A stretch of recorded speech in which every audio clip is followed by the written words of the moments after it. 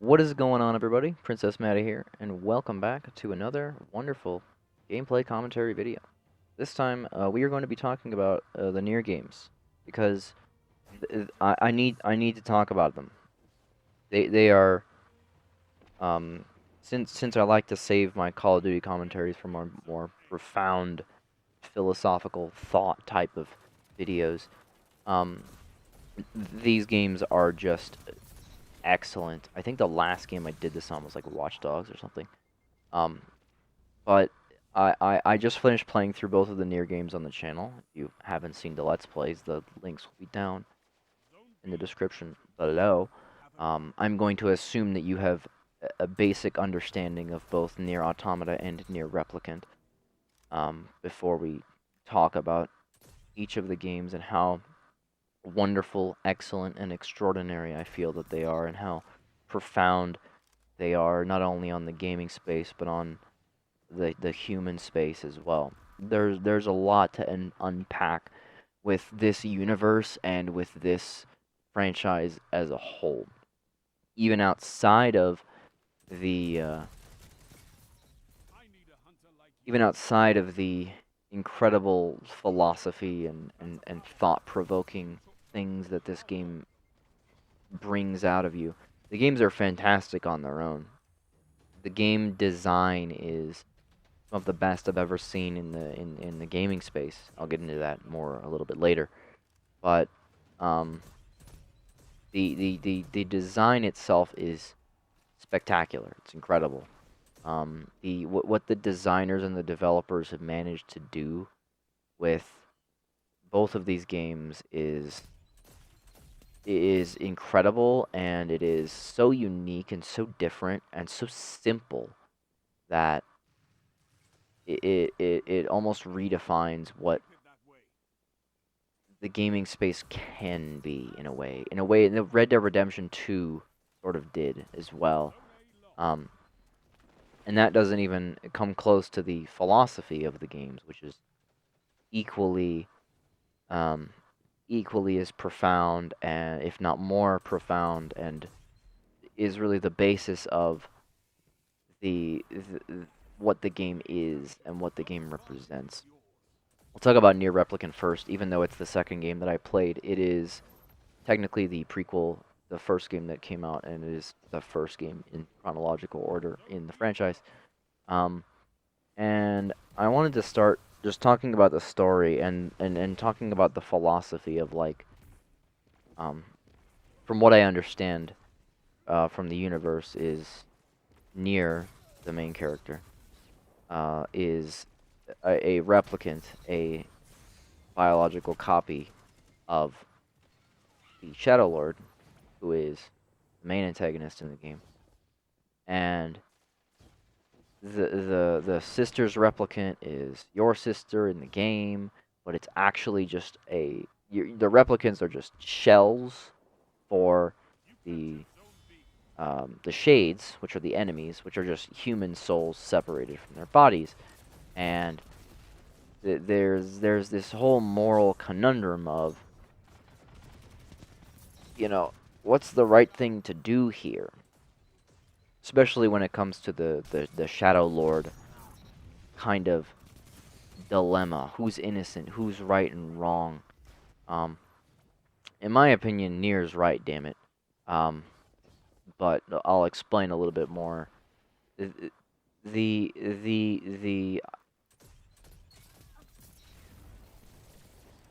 the replicants essentially like gain sentience over 1,000 years, being just kind of left. Let me go back. Essentially, if you don't know all of the backstory and lore of the world, which is incredible, there's three games called Drakengard game. They're Drakengard 1, 2, and 3. I never played them. I have no interest in playing them. But there's basically a dude who comes through a portal and explodes on Tokyo. He explodes on Tokyo. Um, and he releases this like white powder when he dies, and it infects a bunch of people, and they get infected with this shit called white chlorination syndrome, which essentially makes you like you're like given a choice once you get infected with it to either join this dude in red named the Legion, or you turn into salt. Those are your choices. You join this dude's army or you die. And so this shit is spreading everywhere. And so they're like, "Fuck, we can't cure this. It's like a bacterial thing, but we can't cure it. So how about we separate everyone's souls from their bodies? Their bodies can just kind of die, and then when everyone's bodies die off, we'll just put them in these things called replicants, which are biological copies of themselves they created. Project Gestalt. I know it's very convoluted. And then we'll just put their souls back in these replicant bodies. And what I didn't know when I was playing the game is that the books, there's three of them. One isn't shown in the game, but there's three of them. Near Grimoire Weiss, Grimoire Noir, and a third book. And they're supposed to come together, and when they do, bam, all of the shades, all of the human souls go into their replicant bodies, and everybody is fine. Everybody's great. Problem is that over 1,000 years of the replicants just kind of being there, existing, vibing, hanging out, doing shit, farming, they became self-aware because they're biological copies of their Gestalt owners, essentially. And in becoming self-aware, you have now become a different entity than the individual that owns you in a way. You are not your shade partner. And that's kind of what is shown by Yona at the end of the game, where he doesn't want her body because Yona, the one that you know, your sister, is still in there. I feel like Nier was right in doing everything that he did in the game. Nier straight up dooms the human race to extinction. Um, these people just trying to live, you know. Um, these is like a new form of humanity in a way. Like humanity is fucked, and these replicants are here just trying to live. They all end up dying out anyway because of the Black Scrawl, which is something I still don't quite understand. But I know that all the replicants die out anyway. But morally, I feel that Nier was just doing the right thing. You know, he was just trying to save his sister, and like humanity needs to chill. You know, they're fucked. Um, I think that this game makes like such an excellent moral dilemma. Who's innocent? Who's right and wrong? Who's good and bad in this situation? You know, um, and the game does such a good job with like making you wrestle with that in a very subtle way that's not overbearing or anything like that. And that moves kind of into Nier Automata, which I feel like is Nier Replicant but better. It's perfected. Um, the the the endings especially, they kind of build on top of each other, right?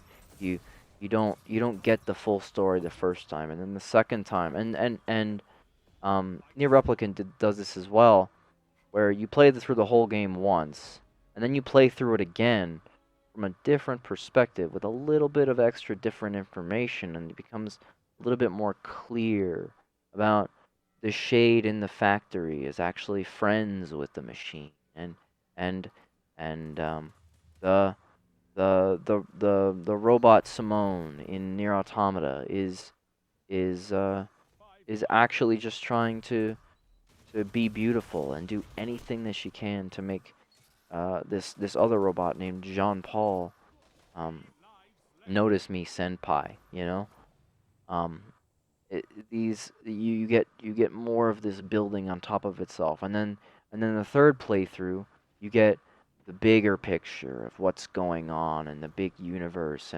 and what is Project Gestalt, or what is the tower in the center of Nier Automata. These kind of questions, it is such good design of playing through the game multiple times, and I wonder how many players didn't experience that, because the game does ask a lot of you. It asks you for, like, at a minimum, like 3 or 4 full playthroughs of the game, which can be very tedious, especially if you're playing on harder difficulties and not using mods. And then if you want all the endings, you need to get all of the weapons, which takes quite a bit of time. So that's a bit annoying. And I wonder how many players just didn't go through that and didn't get the uh, the full experience, as it were. Um, the philosophy of Nier Automata itself is more of a, you know, machines and androids, like what is uh what is important, what is real, what is human, what is life, um that sort of thing. And I love that sort of thing. I think that shit is incredible, and it's so thought provoking. um when you look at um Pascal's village in Nier Automata, and you see, these machines that are disconnected from the network. But Pascal taught the children of the village fear, and so the children end up committing suicide, and so there's that dilemma, and the loyalty with the people of the Forest Kingdom, and and the aliens and their, you know, Adam and Eve rising up against their creators to try to understand humanity, and all of that is just so tasty. It's delicious. It's beautiful. Um, Moving away from the philosophy for a minute and talking more about the game design, especially with Nier Automata, it's some of the best I've ever seen in a video game. The fact that you can have so many different games in a single game just by moving the camera is is astounding. It's incredible.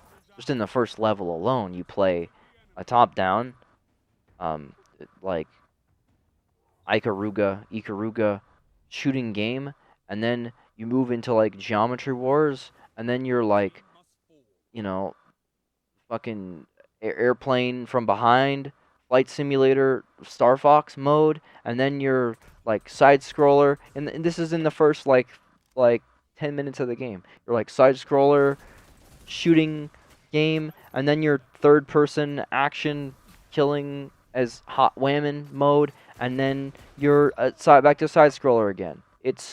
And then you're like a top down dungeon crawler, like in the next moment. The game design is incredible. This is all just by moving the camera position. Um, it's fantastic. It's incredible. The mission design's incredible. The game design's incredible. This is incredible. This is amazing. Um, the soundtrack of both games is one of the best soundtracks that I've ever heard in a video game. It's one of the best soundtracks to have ever been put into a video game. It is something that every single human being who's a gamer should listen to and enjoy and love, because it is amazing. It is fantastic. It is wonderful.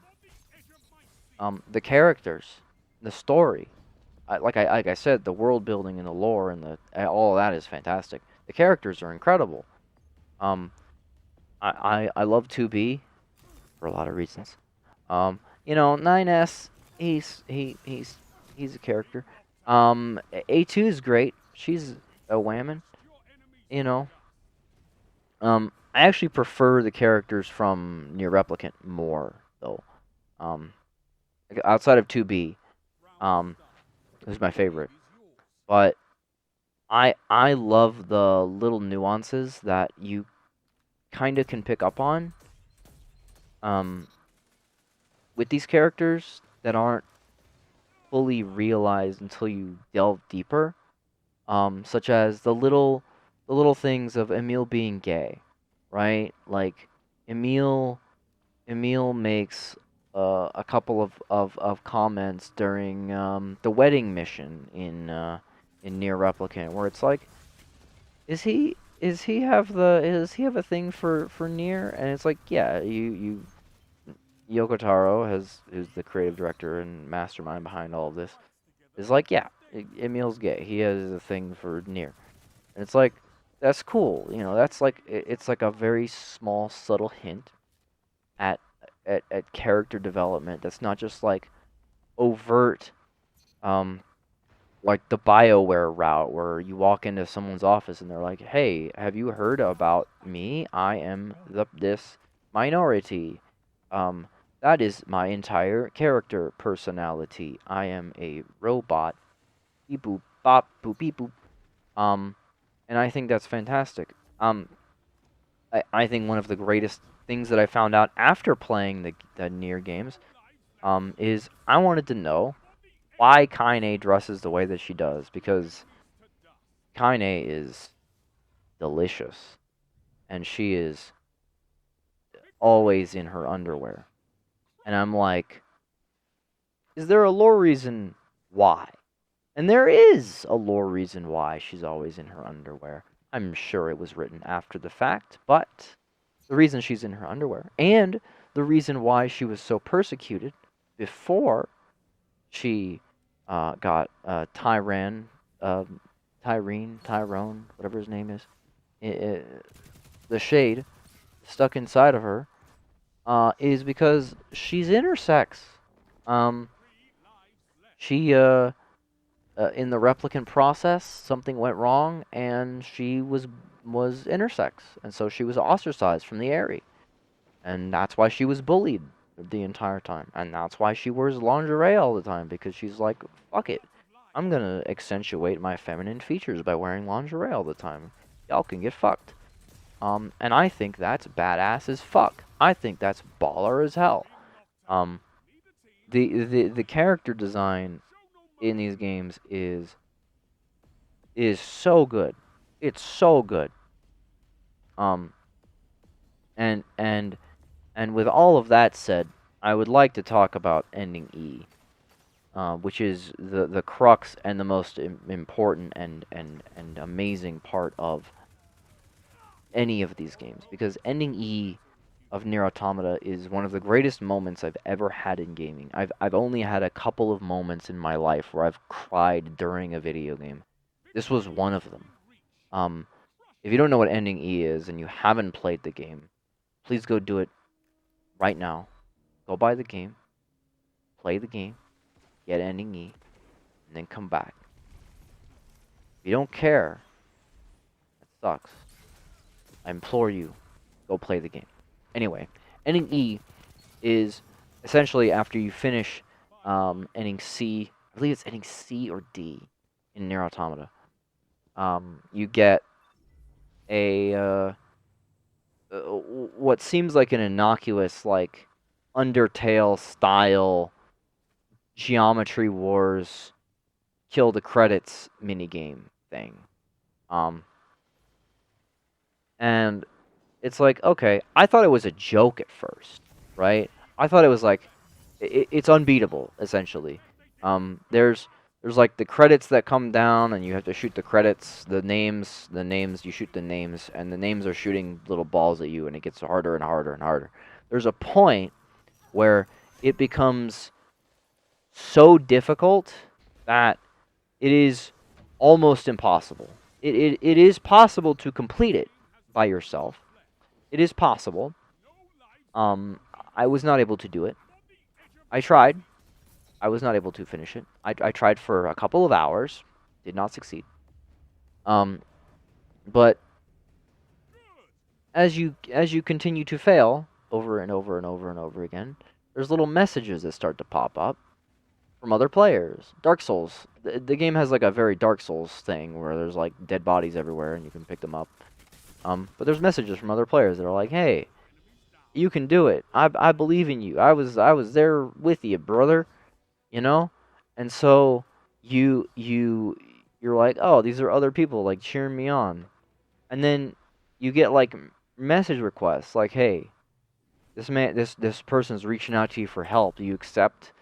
And I was like, nah, fuck this. I can beat this on my own. And then after you realize that you can't beat this on your own, you accept help, and then the whole squad shows up. You get like 6 ships, and the music flares, and it becomes super epic, and you're just murdering everything. And you realize if you start taking hits, it's like it starts saying like data has been lost. You're like, oh, I don't know what that means, but that sounds bad. That sounds not good. And so you just destroy your way through the rest of the credits, the minigame, and the lore thing that you've just done when you beat the credit minigame is that you've just saved the souls of 2B, 9S, and A2, which are the playable characters in the game, and given them a new life to make a new android, civilization on Earth and try again where humans failed and robots failed, etc., etc. And Yorha failed.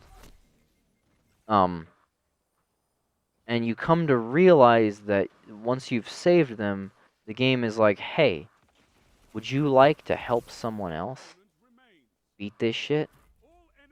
Um, all we need is your save data. So you have to make the choice to help someone that you don't know, a stranger, in exchange for your save data. And the only way to to the only way to save this random person that you don't know is to give them your save data. Give up your save data. And it deletes your game. It deletes your save data. It does the same thing in Nier Replicant as well, although to a lesser degree. It's not quite as as interesting or thought-provoking. But the game does delete your save data at the end of Nier Replicant, where you have to choose to save Kaine. And if you want to save Kaine, you have to give up your character, the main character. Um, it's not quite as like gut punching as ending E in Automata is, but it's still the same thing, and it is like ending E is the whole reason. Like if nothing else, it's the reason to play this game. It is so thought provoking that it's like, you know, the idea of reaching out. Like you can't beat this without other people.